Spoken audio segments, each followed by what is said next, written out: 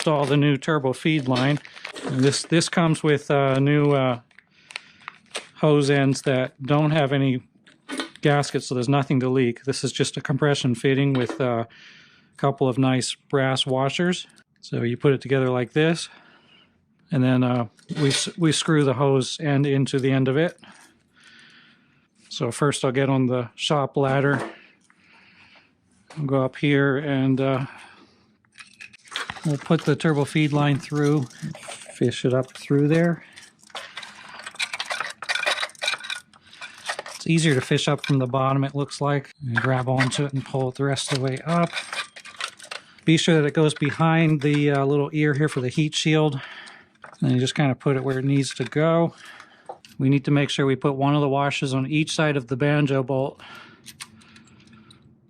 Just like this. And we'll kind of dry fit it. Tighten it down by hand. So this one should go roughly like this. And we'll do the same at bottom, remembering to put the brass washer on each side of the banjo. Thread it in by hand. Get the hose where we like it. And thread it into the side of the block.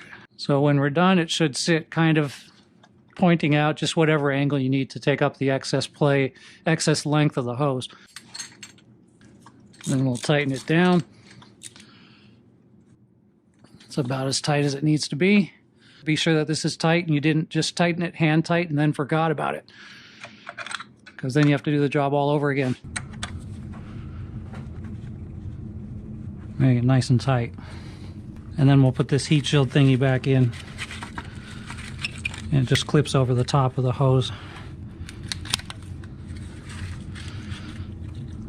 Just like that. Alright, so that's pretty much all there is to it. The rest of the assembly is reverse of disassembly.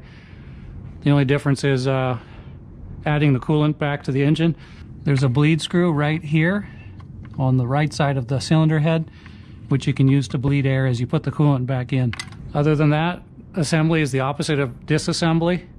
The rest is pretty much just the same thing except backward. Let me know in the comments section if you have any questions. Be sure to click like, subscribe, and share. Check out the purchase links for parts and tools I use for this job. And check out my other Mini Cooper repair videos. Thanks for watching, and bye-bye.